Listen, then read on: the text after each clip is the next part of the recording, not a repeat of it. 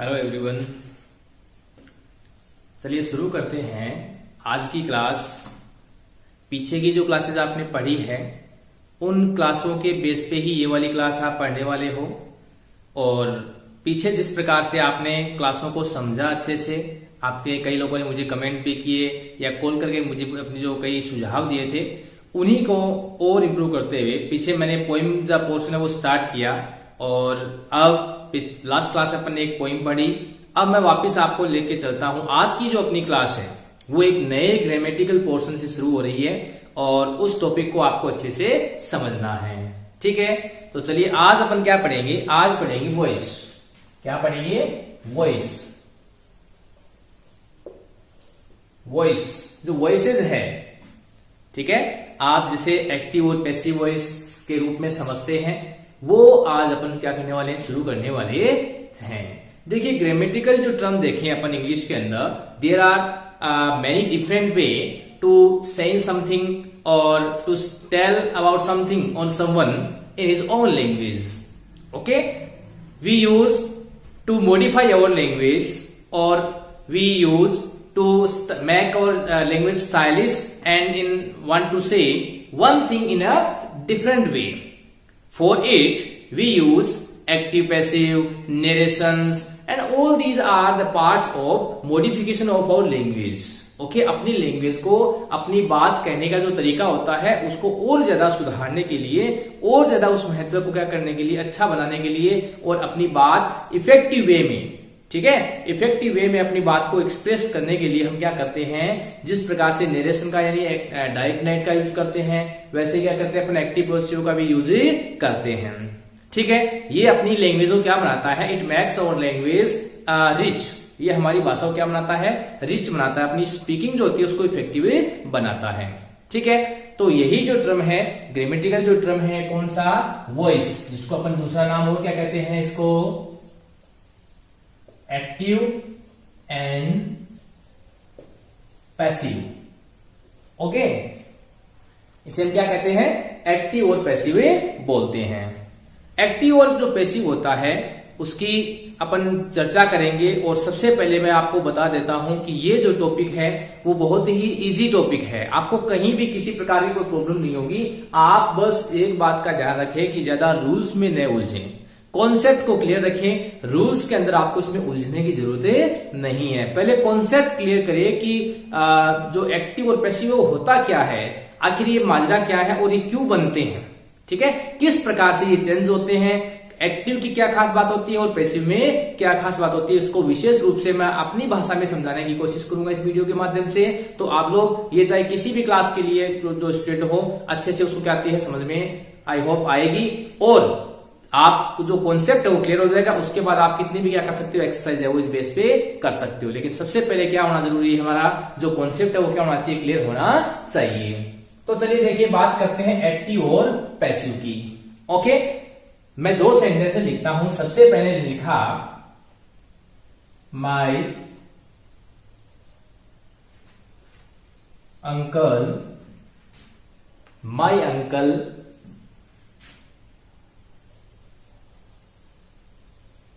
gifted me a watch. My uncle gifted me a watch. Concept को clear करें, बस इतना सा थोड़ा ध्यान रखना। ये सेंटेंस एक्टिव में है। दूसरी में बात करता हूं एक सेंटेंस, इसी सेंटेंस को मैं क्या करता हूं, पैसिव में बताता हूं। और अपन इसको लिख सकते हैं आई वॉज गिफ्टेड, सॉरी इसको ऐसे भी लिख सकते हैं, दोनों तरीके से बना सकते हैं। I was gifted a pen, sorry a watch by my uncle भी लिख सकते हैं। और एक बार मैं इसको थोड़ा समझाने की दृष्टि से आगे आगे सब कॉन्सेप्ट क्लियर करूंगा मैं। वॉच वॉज गिफ्टेड में जी स्मॉल आएगा, इसे थोड़ा सही लिखे आप लोग। A watch was gifted to me by my uncle. Okay, ये जो दो सेंटेंसेस है है इनको आप लोग अच्छे से समझिए। दोनों में डिफरेंस क्या है। पहला जो सेंटेंस है देखिए, my uncle gifted me a watch. दो बातों पे आपको पहले मैं एक दो कॉन्सेप्ट क्लियर कर देता हूं, वो आपको अच्छे समझनी है कि देखिए इसमें माई अंकल यानी मेरे अंकल ने मुझे क्या गिफ्ट की, एक वॉच वो गिफ्ट की। इस सेंटेंस में हम इस बात पे जोर दे रहे हैं कि भाई जो वॉच थी वो किसने गिफ्ट की।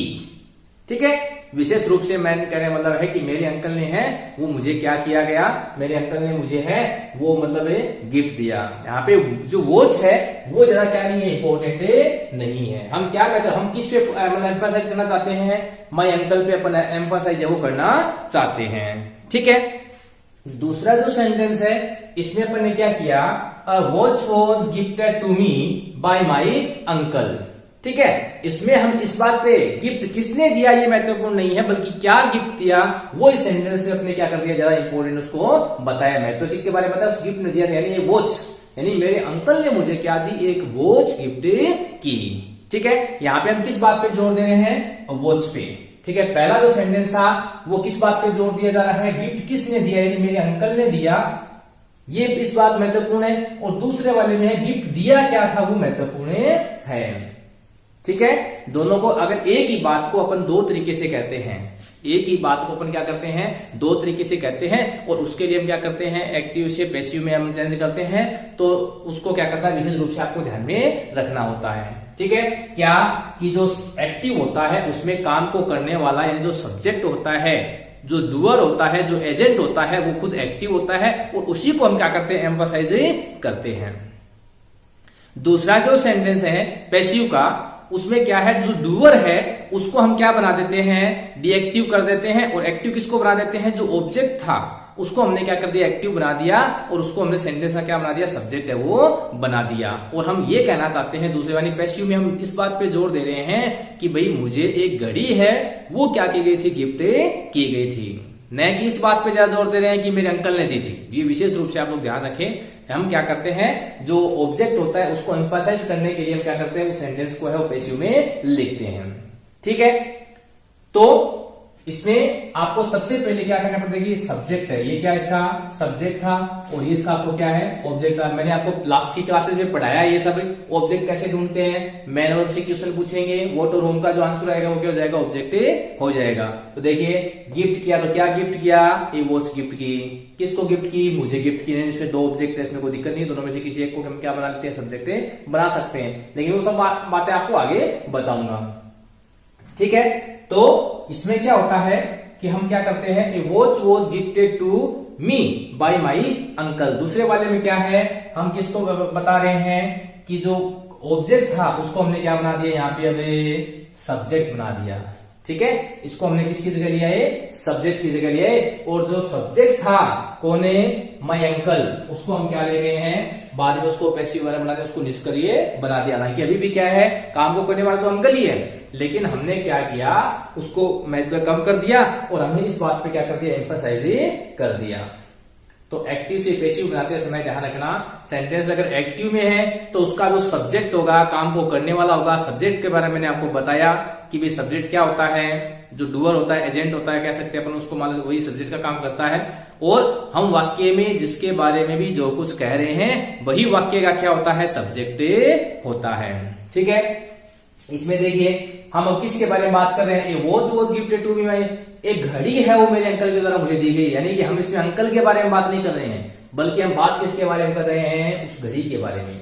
और पहले वाले में my uncle gifted me A watch, मेरे अंकल ने मुझे क्या दी, घड़ी दी। इसके मतलब हम किसके बारे में बात कर रहे हैं, अंकल के बारे में बातें कर रहे हैं, अंकल के बारे में कुछ बता रहे हैं, इसमें कुछ घड़ी के बारे में कुछ बता रहे हैं। समझ गए। तो मैंने सब्जेक्ट पहचानने की जो आपको तरीका बताया था, उस वे में से हम क्या करेंगे, इसको अच्छे से क्या कर लेंगे, पहचान लेंगे। ठीक है, in active sentence the agent will be active, और in passive sentence the object will be active and the agent or the doer will be in a form of inactive form. Okay, हम emphasis किस पे करते हैं, object पे करते हैं, किसमें, पैसिव में। और जो एक्टिव होता है उसमें किसमें एम्फेसाइज करेंगे, किसको एम्फेसाइज करेंगे, सब्जेक्ट को। ठीक है, तो आप लोग लिख लीजिए हम सीधी सी बात है अपनी भाषा में कीजिए, एक्टिव में लिखिए कि एक्टिव का जो वाक्य होगा उसमें जो सब्जेक्ट होगा उस पर हम बात पे जोड़ देंगे और उसी को हम क्या करते हैं वाक्य में महत्वपूर्ण बताते हैं। वो एक्टिव होता है यानी सक्रिय होता है। कौन होता है? जो काम को करने वाला होता है वही क्या होता है? सक्रिय होता है। दूसरे वाक्य में अगर बात करें तो वो कि जो पैसिव होता है उसके बारे में क्या लिखोगे आप लोग अपनी भाषा में लिख लो, बाकी कोई डेफिनेशन वगैरह लर्न करने की जरूरत नहीं है, लेकिन लिख लो थोड़ा सा इसको। दूसरा जो होगा वो ये होगा कि पैसिव के अंदर क्या होता है? जो ऑब्जेक्ट होता है वो काम को करने वाला यानी बन जाता है, वो सब्जेक्ट बन जाता है और जो सब्जेक्ट होता है वो क्या बन जाता है? ऑब्जेक्ट बन जाता है। ठीक है, लेकिन उसकी खास बात ये होनी चाहिए कि सेंटेंस का जो मीनिंग है वो क्या नहीं होना चाहिए? बदलना नहीं चाहिए। एक नंबर बात, मैं कुछ बातें आपको बताऊंगा एक्टिव से पैसिव बनाते समय किन किन बातों का विशेष रूप से आपको ध्यान रखना होता है, वो सब की सब अभी यहाँ बातें लिखी जाएगी और आपको उनको समझना है। ठीक है, चलिए अब अपन देखते हैं कि किस प्रकार से, ये तो हुई बात दो एग्जाम्पल, एक एग्जाम्पल और लिख के बताता हूं आपको मैं। देखिए अपन ने लिखा रमेश बैट, रमेश में सेंटेंस लिखते हैं अपन क्या कि रमेश बैट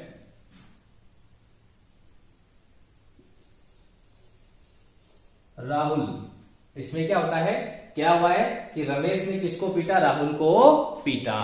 ठीक है, अब हम बात करते हैं कि रमेश ने किसको पीटा? राहुल को पीटा। ठीक है, अब हम इसको क्या करते हैं? पैसिव में बनाते हैं सेंटेंस। क्या एक्टिव में है? क्योंकि कौन पीट रहा है? रमेश पीट रहा है। किसको पीट रहा है? राहुल को पीट रहा है। ठीक है, और अब क्या करते हैं अपन? इसको पैसिव से बनाएंगे तो अपन बनाएंगे Rahul was beaten by Ramesh. Rahul was beaten by Ramesh. अब देखिए पहले वाले वाक्य मार कौन खा रहा है? सीधी सी बात पड़ी है, किसकी पिटाई हो रही है?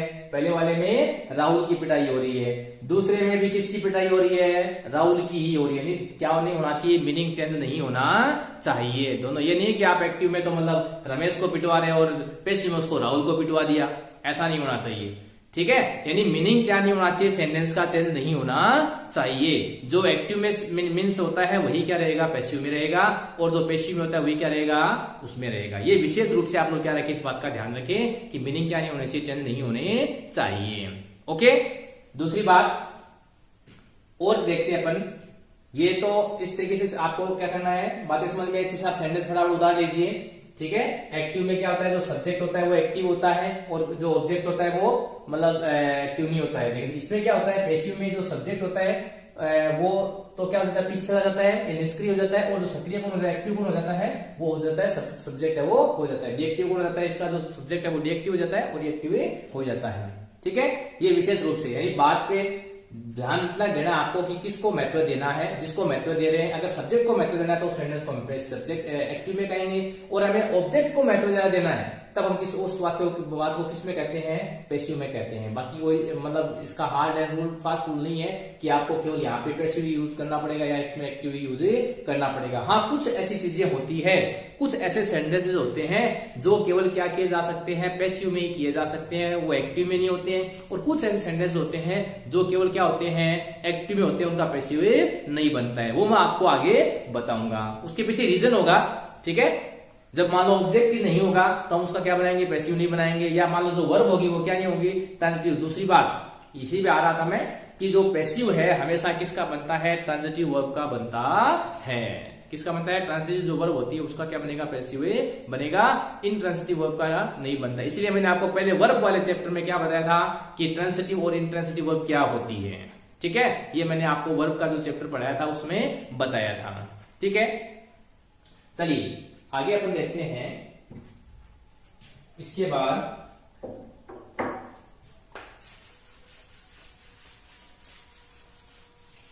मुख्य मुख्य जो बातें हैं मैं आपको लिखवा रहा हूं कि पैसिव बनाते समय क्या है, किस किस बातों का ध्यान रखना चाहिए। ठीक है, जो सबसे पहले अपन बात करें कि if you want to change any sentence into passive और to from passive to any active, तो किन बातों में रहना चाहिए। तो सबसे पहले हम बात करते हैं एक्टिव टू पैसिव, ठीक है। एक्टिव से किस पे चेंज करना, पैसिव में। और ध्यान रखना जो बाकी के रूल्स होते हैं, पैसिव के जो रूल्स होते हैं वो सब क्या हो जाते हैं, एक्टिव वाले जब क्या होते हैं चेंज होते हैं, उसमें एक्टिव वाले क्या होते हैं चेंज आ जाते हैं। ये इसका विशेष रूप से आप लोग क्या रखें, ध्यान है वो रखें, ठीक है। चलिए आगे, अब देखिए कैसे होता है। देखिए कि एक्टिव में क्या करना है, सबसे पहले आपको क्या करना है, जो सब्जेक्ट होता है, सॉरी इसमें लिख देते हैं ऑब्जेक्ट, सब्जेक्ट को वाक्य का क्या बना दो, ऑब्जेक्ट बना दो। ओके, यानी सब्जेक्ट को क्या करना है, ऑब्जेक्ट की जगह ले जाना है, और जो ऑब्जेक्ट होता है, ऑब्जेक्ट को क्या बना दो, वाक्य का सब्जेक्ट बना दो, ठीक है। ये दोनों बातें। अब देखिए जो सब्जेक्ट होता है उसको ऑब्जेक्ट बनाते समय कुछ कई बार क्या होता है, कुछ ऐसे ऑब्जेक्ट्स होंगे जिनको ऑब्जेक्ट है वापस है पीछे सब्जेक्ट को ऑब्जेक्ट बनाकर लिखने की जरूरत नहीं पड़ती है। वो मैं आगे आपको बताऊंगा कि इनकी जरूरत क्यों नहीं पड़ती। सीधी सी बात है, कोई दिक्कत नहीं आएगी, उसमें आराम समझ में रहेगा आपको। तो पहली बात क्या समझ में आई कि सेंटेंस का जो सब्जेक्ट है हम उसको क्या बना देंगे, ऑब्जेक्ट है उसको तो ले जाएंगे पीछे, और जो ऑब्जेक्ट होगा उसको हम क्या ले आएंगे, आगे ले आएंगे। ये 2 नंबर बात। दूसरा है वाक्य का अर्थ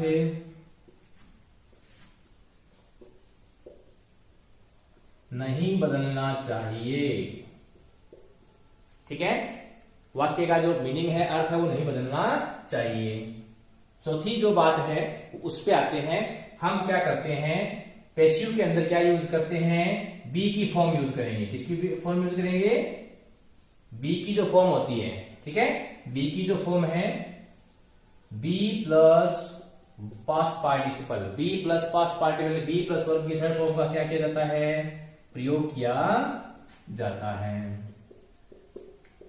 ठीक है। विशेष रूप से इन बातों का ध्यान रखना कि पैसिव के अंदर क्या होती है, बी प्लस वर्ब की थर्ड फॉर्म होती है, उसके बिना कोई भी सेंटेंस क्या है नहीं होता है। अगर उसमें बी की फॉर्म नहीं है तो अब बी की फॉर्म क्या होती है वो मैं भी आपको बताता हूं, ठीक है। फटाफट पहले ये लिख लीजिए आप लोग, बोलो ये बात समझ में आ गई ना। पहले ये तीनों बातें मेरे सामने शुरुआत वाली समझ में आ रही है आपको अच्छे से। पहली बात कि सब्जेक्ट को हम क्या बना देंगे, ऑब्जेक्ट बना देंगे, ठीक है। दूसरी बात अब ध्यान रखना, और उसके बाद क्या करना है, ऑब्जेक्ट को हमने क्या बना देंगे, सब्जेक्ट बना देंगे, और वाक्य का अर्थ नहीं बदलना चाहिए, ठीक है। उसके बाद बात करते हैं चौथी बात जो है, ये मैं आपको पहले बताना चाहूंगा, ठीक है ना। हालांकि ये बाद में वर्ब वाले से जब मैं आपको बताऊंगा, changes in verb, changes in pronoun, ये सब अलग अलग आपको बताता हूं मैं, लेकिन मैं पहले बताना चाहूंगा कि बी की फॉर्म जो होती है, ठीक है, वो क्या चीज होती है। देखिए कैसे बी की जो फॉर्म होती है, यहीं पे बताता हूं मैं, बी की जो फॉर्म होती है वो क्या होती है, देखिए, ठीक है। प्रेजेंट फॉर्म, बी की जो फॉर्म है उसकी बात करें, बी की प्रेजेंट जो फॉर्म होती है वो कौन सी होती है, is, am, are, okay. Be की पास्ट फॉर्म कौन सी होती है, वॉज, वर, ठीक है। ये सब इसी के बारे में चल रहा है भाई, ध्यान रखना आप लोग। विशेष रूप से बी की जो फॉर्म होती है, और present form is, are, am, past form क्या होती है आपको पता है बी की, वॉज, वर। और अगर बी की बात करें कंटिन्यूस फॉर्म की, कंटिन्यूस जो फॉर्म होती है बी की, उसको आपको रखना है याद, क्या, बीइंग, ठीक है। और उसके बाद बात करें अगर बी की परफेक्ट फॉर्म आपको अगर रखनी हो, याद रखनी हो, तो आप रखोगे बी की परफेक्ट फॉर्म किसको याद रखोगे, बीन को, ठीक है। और अगर फ्यूचर टेंस में आप क्या करोगे, फ्यूचर के अंदर क्या करोगे, आपको बी वर्ब की फर्स्ट फॉर्म अगर लगानी है, क्या लगानी है, वर्ब की फर्स्ट फॉर्म, तो उसकी जगह आप क्या लगाओगे, ध्यान रखना, बस कुछ नहीं करना, आपको क्या लगानी है, बीईबी लगानी है। जहां पे वर्ब की फर्स्ट फॉर्म का यूज करना हमारे बी की, आपको जहां पे फर्स्ट फॉर्म यूज करनी हो, ठीक है। फर्स्ट फॉर्म है जो इन्फिनिटिव फॉर्म जो अब आपको यूज करनी हो, जाना इसको बोलते हैं इन्फिनिटिव फॉर्म। हम कई सोचते हैं कि भाई ये भी तो है, प्रेजेंट की है, फर्स्ट फॉर्म ही है, एक तरीके से प्रेजेंट फॉर्म ही है, लेकिन बात वो नहीं है। जहां पे बी की फर्स्ट फॉर्म की बात है, इन्फिनिटिव फॉर्म की बात है, तब आप लोग ये लगाओगे बीईबी, ठीक है। जैसे मान लो मॉडल के साथ क्या लगता है, वर्ब की फर्स्ट फॉर्म लगती है, आपको पता ही होगा, तब क्या लगेगी, ये पैसिव में ये चीज लगाई जाएगी। ठीक है, तो ये बात की बातें आपको बताई जाएगी, लेकिन पहले फिलहाल आप लोग इतना ध्यान रखो, ये बी की फॉर्म्स होती है।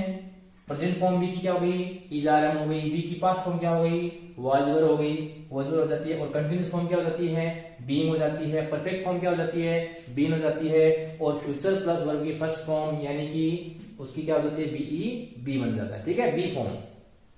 इनके साथ हम क्या लगाते हैं, मैंने कहा है देखो ये रहा पार्टिसिपल फॉर्म यानी वर्ब की क्या लगाते हैं, थर्ड फॉर्म लगाते हैं। इसलिए हम क्या लगा देंगे, बी की फॉर्म प्लस वर्ब की क्या लग जाएगी, सबके साथ जो भी होगा इनके साथ वो क्या लगाते हैं, अपन वर्ब की थर्ड फॉर्म है वो लगा देते हैं।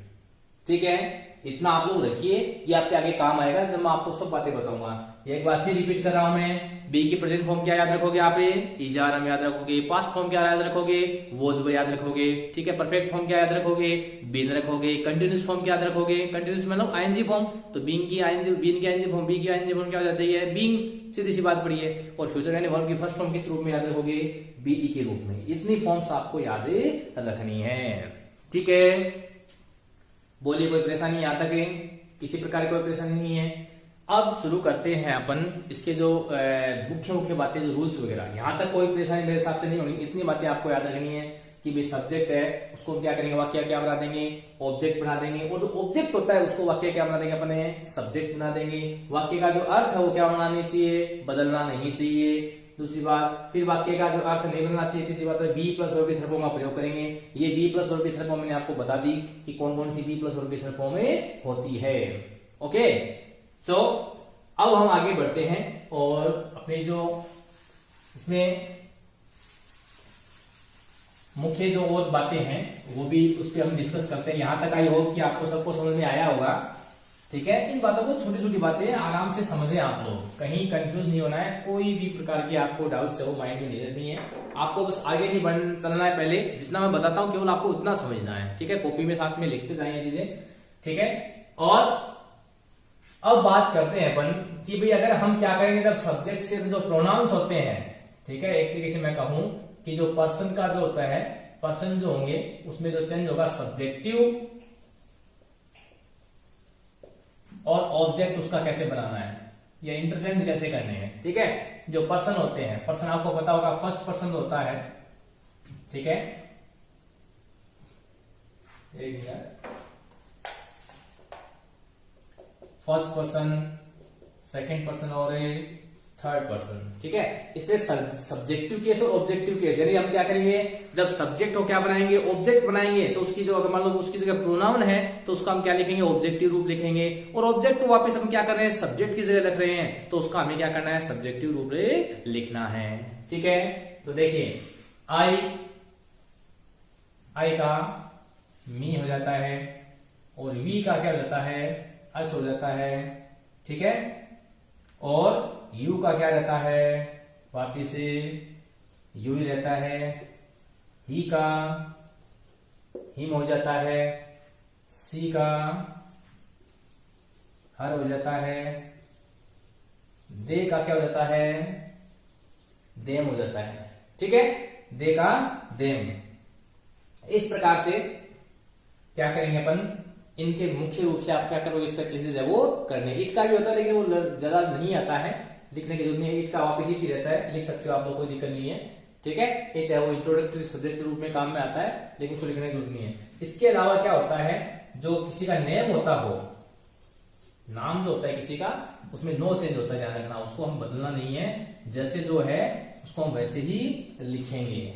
ठीक है, जैसे मान लो किसी का नाम राम है तो आगे वापस अगर उसको सब्जेक्ट बनाएंगे तब भी वो राम ही आएगा, क्योंकि उसके से प्रोनाउन होने के बाद यूज नहीं करना है। कर सकते हैं आप राम से ही भी यूज कर सकते हो, दोनों बातें कोई दिक्कत नहीं है। ये इतनी बातें आप लोग याद रखें कि अगर मान लो सब्जेक्ट की जगह मान लो आई लिखा हुआ है, हम उसको अगर क्या बना रहे हैं, ऑब्जेक्ट बना रहे हैं, तो ऑब्जेक्ट की जगह क्या लिखेंगे, मी लिखेंगे। और अगर मान लो ऑब्जेक्ट की जगह मी है, हम उसको आगे ला रहे हैं, यानी उसको सब्जेक्ट बनाना है हमें, तब हम मी की जगह क्या लिखेंगे, फिर आगे ला करके उसको क्या बना देंगे, आई में चेंज कर देंगे। ये फटाफट उतार लीजिए। छोटे जो 10वीं क्लास के बच्चे हैं या और जो हैं, जो फ्रेशर जो स्टूडेंट्स हैं या जो मान लीजिए कहीं कॉम्पिटेटिव एग्जाम्स की तैयारी भी कर रहे हैं, उन्होंने जिसने ग्रामेटिकल जो पोर्शन है वो काफी उनको टिपिकल लग रहा है, इसलिए मैं उनको एकदम सिंपल सी भाषा में है सब चीजें बता रहा हूँ। ठीक है, बहुत इजी है। एक्टिव पैसिव का जो पोर्शन है बहुत इजी, आराम से समझ में आ जाएगा, कहीं कोई दिक्कत नहीं है। आपको जो बातें बताई जाती है बस आप उनको समझते जाएं, ये विशेष रूप से आप लोग ध्यान रखें बस। ठीक है, लिख लिया, जल्दी कीजिए। उसके बाद अपन बात करते हैं, ये प्रोनाउंस वाले हो गए।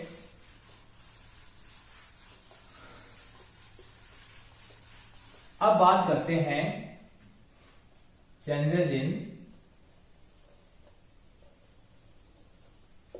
Tense forms. टेंस की जो फॉर्म है, चेंजेस इन टेंस जो फॉर्म होता है उसमें हम क्या करना, चेंज करना है। तो टेंस में सबसे पहले बात ध्यान रखना, कभी भी एक्टिव से पैसिव बनाते समय किसी भी सेंटेंस का क्या नहीं बदलता है, टेंस है वो नहीं बदलता है, जो टेंस है वही रहेगा। यहां पे लिख लो, एक्टिव से एक लाइन लिखो विशेष रूप से, एक्टिव से पैसिव में वाक्य का टेंस नहीं बदलता है। ये विशेष रूप से ध्यान रखें, क्योंकि बहुत से बच्चे क्या कर देते हैं, उसको प्रेजेंट से पास्ट में चेंज कर देते हैं, लेकिन कभी भी एक्टिव से पैसिव या पैसिव से एक्टिव बनाने उसका टेंस नहीं चेंज करना। जो टेंस है उसी टेंस के अंदर ओनली हमें क्या लगानी है, only we add forms of be. हम तो उसमें क्या करते हैं, केवल क्या जोड़ देते हैं, बी की जो फॉर्म होती है वो जोड़ देते हैं, फॉर्म्स ऑफ बी। बी की जो भी फॉर्म होती है वो हमें केवल ऐड करनी है टेंस के अंदर, बाकी टेंस क्या है, चेंज नहीं होगा। अगर प्रेजेंट है तो प्रेजेंट रहेगा, उसका पास्ट वो नरेशन में होता है, एक्टिव से पैसिव तब होता है, वो आगे जब बताऊंगा तब समझ में आएगा। ठीक है, अब चलिए मैं एक ऐसे लाइन लिख देता हूं बीचों बीच, इधर मैं लिख देता हूं एक्टिव की यानी एक्टिव फॉर्म, और इधर उसकी क्या बना देता हूं मैं, पैसिव फॉर्म में लिख देता हूं। सिंपल सा है, ज्यादा कोई इसमें विद्वता वाली बात ही नहीं है। एक्टिव में बताइए सबसे पहले कौन सा टेंस आता है, सबसे पहले आता है, आपको पता है, प्रेजेंट सिंपल या प्रेजेंट इंडेफिनिट। ठीक है, प्रेजेंट सिंपल और प्रेजेंट इंडेफिनिट के अंदर क्या आता है, देखिए हम आपको पता है कि उसमें या तो क्या लगती है, वर्ब की फर्स्ट फॉर्म लगती है, या फिर वर्ब की फर्स्ट फॉर्म के साथ एस या ईएस लगते हैं, या अगर उसके इंट्रोगेटिव सेंटेंसेज हैं या नेगेटिव सेंटेंसेज है तो डू डज लगते हैं, और साथ में क्या लगती है, वर्ब की फर्स्ट फॉर्म। ये है आपका क्या, प्रेजेंट सिंपल टेंस। अब प्रेजेंट सिंपल टेंस का अगर वो सेंटेंस आ गया और हमें क्या करना है, उसका पैसिव बनाना है, तो सबसे पहले तो हम क्या करेंगे, सब्जेक्ट को ऑब्जेक्ट और ऑब्जेक्ट को क्या बना देंगे, सब्जेक्ट बना देंगे। दूसरी बात हमारे पास रहेगी क्या, कि हमारे पास जो टेंस आया है, यानी कौन सा टेंस है, ये प्रेजेंट सिंपल टेंस है, और प्रेजेंट टेंस यानी क्या मान के चलो प्रेजेंट, तो यानी इसके साथ इसकी जगह हमें क्या लगानी पड़ेगी, बी की जो प्रेजेंट फॉर्म है वो लगानी है। बी की बताइए प्रेजेंट फॉर्म क्या है, इजारन, तो हमने इसकी जगह क्या लगा दिया, इज, एम और आर। और आपको पता है सभी के साथ क्या लगेगी, वर्ब की थर्ड फॉर्म का यूज किया जाता है, पास्ट पार्टिसिपल का यूज किया जाता है। मैं कुछ वर्ड्स ऐसे होते हैं जो अपनी लैंग्वेज में बोल रहा हूं, ध्यान रखना, पार्टिसिपल इसको क्या बोलते हैं, पार्टिसिपल फॉर्म बोलते हैं, लेकिन आपके ये समझ में नहीं आए तो आप सीधा याद रखो वर्ब की थर्ड फॉर्म। ठीक है, तो देखिए सीधा सा पड़ा है, क्या किया हमने, कुछ नहीं किया, हमने देखा भी टेंस कौन सा है, प्रेजेंट टेंस है। प्रेजेंट टेंस है तो हमने क्या लगा दी, बी की फॉर्म में लगा दी, कौन से की, प्रेजेंट। बी की कौन सी फॉर्म लगा दी अपने, प्रेजेंट। अब चलते हैं आगे, और दूसरा जो टेंस होता है वो कौन सा होता है, वो होता है प्रेजेंट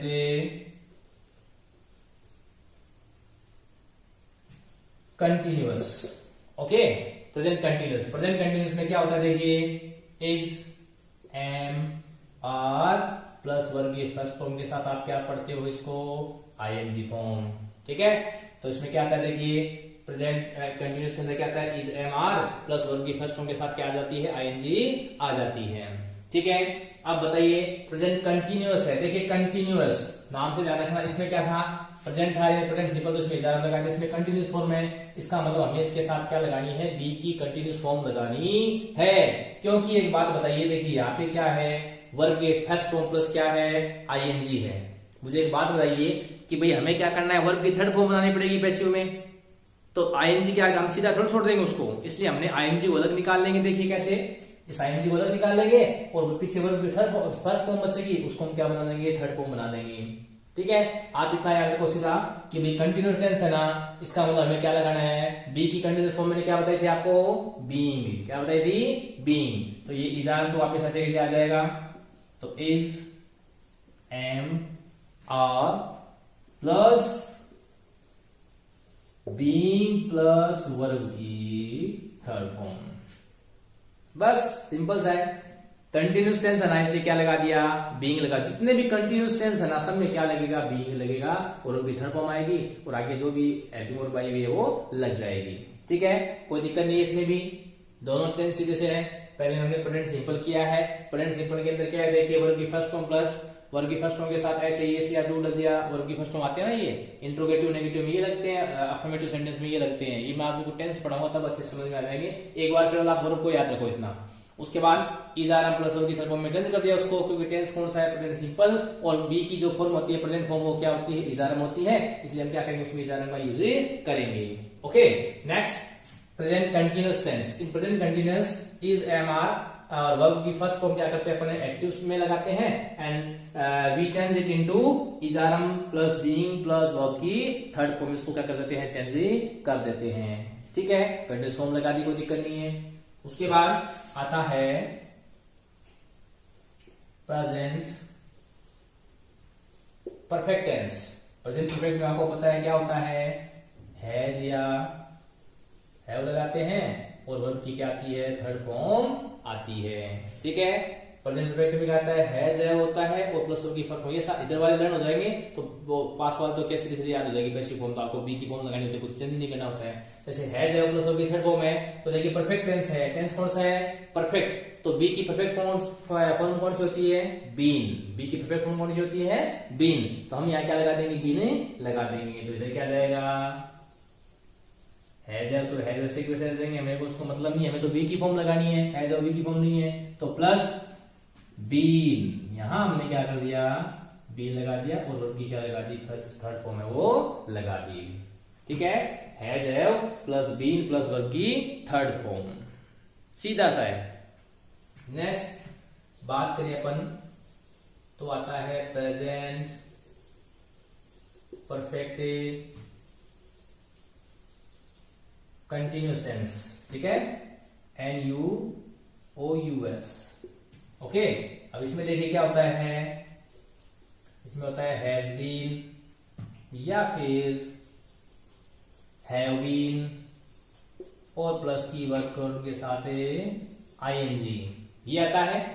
एक बार फिर देखें, प्रेजेंट परफेक्ट कंटिन्यूअस टेंस है और उसमें क्या लगता है, has been have been plus verb की फर्स्ट फॉर्म के साथ क्या लग जाती है, ING लग जाती है। अब इसको हमें क्या करना है, पैसिव में चेंज करना है, तो हमें क्या लगानी है, बी की फॉर्म लगानी है। लेकिन इसमें क्या है, देखिए बी की फॉर्म क्या है, ऑलरेडी लगी हुई है, बीन है ना, ये has been have been, been लगा हुआ है। इसका मतलब इसमें क्या नहीं कर सकते, नो पैसिव, इसका हम क्या नहीं बना सकते, पैसिव नहीं बना सकते, क्योंकि एक सेंटेंस में दो पैसिव थोड़ी लगाएंगे, पहले से लगी हुई है बी की फॉर्म और लगी हुई है, इसलिए हम इसको क्या नहीं करेंगे, पैसिव में चेंज नहीं करेंगे। ठीक है, ये हुआ आपका प्रेजेंट टेंस का क्या करना, अगर पैसिव बनाते हैं तो किस प्रकार से बनाते हैं।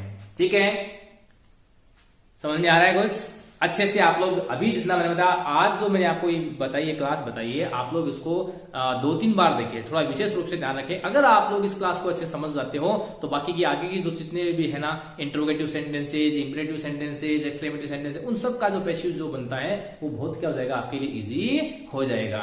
ठीक है, तो अगली क्लास में मिलते हैं, तब तक आप लोग क्या करिए, इसका रिवीजन है वो कीजिए। Thank you.